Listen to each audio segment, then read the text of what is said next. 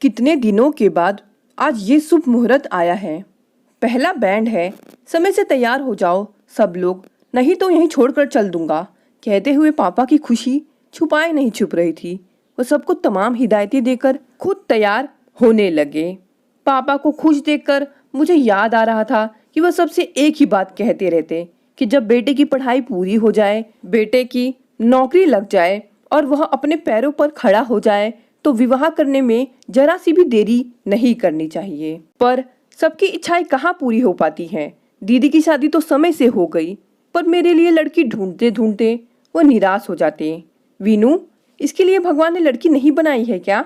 कभी कभी निराशा में वह मम्मी से कहते। पर मैट्रिमोनियल साइट में फिर से वह वधू तलाशने में जुट जाते। अंत में उनकी मेहनत सफल हुई और आज वह दिन भी आ गया। मेरी बारात सज धज कर चल पड़ी। पापा मुझे दूल्हा बने देख निहाल हुए जा रहे थे और दोस्त यार, बहनें, रिश्ते के भाई भाभियां, मामा मामियां, बुआ फूफा सब मस्ती में डांस कर रहे थे।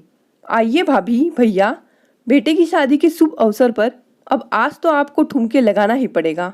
तभी फूफा ने मम्मी और पापा को भी डांस करने के लिए खींच लिया। इकलौते बेटे की शादी है तो वो कैसे मना करते। दोनों ठुमके लगाने लगे। अचानक वह गिर पड़े और बेहोश से हो गए। अरे ये क्या हो गया? देखते ही देखते अफरा तफरी मच गई और फिर जब तक डॉक्टर को बुलाया जाता वह इस दुनिया से जा चुके थे। तेज हार्ट अटैक पड़ा था मेरे पापा को। इस हादसे के बाद मम्मी अचेत सी हो गई। अब क्या करे? एक तरफ बेटे की शादी और दूसरी ओर पति की अचानक मौत। लोग तरह तरह की बातें करने लगे। किसी ने मेरी होने वाली दुल्हन को ही अपशगुनी बना दिया। उसके घर वाले भी सहमे थे। पता नहीं अब ब्याह होगा भी या नहीं। मेरा भी बुरा हाल था।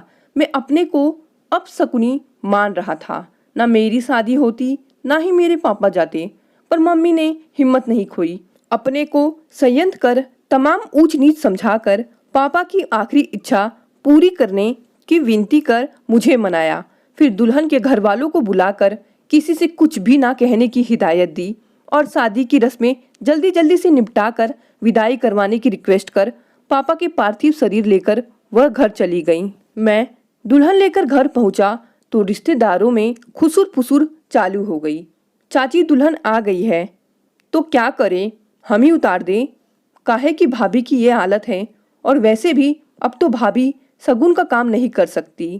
कहते हुए नई दुल्हन का गृह प्रवेश कराने की रस्म करने के लिए चचेरी बुआ पूजा की थाली लेकर दरवाजे पर खड़ी हो गई।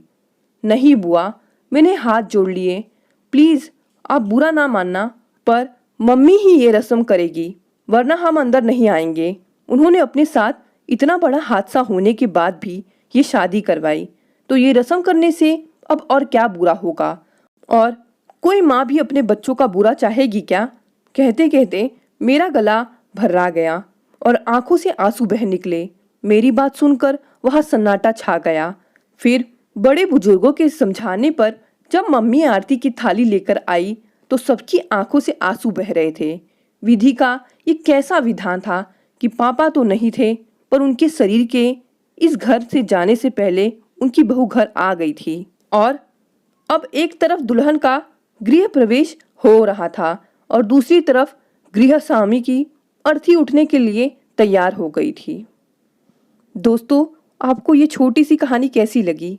कहानी पसंद आई तो इसे लाइक और शेयर करें और मेरे चैनल को भी सब्सक्राइब करें। धन्यवाद।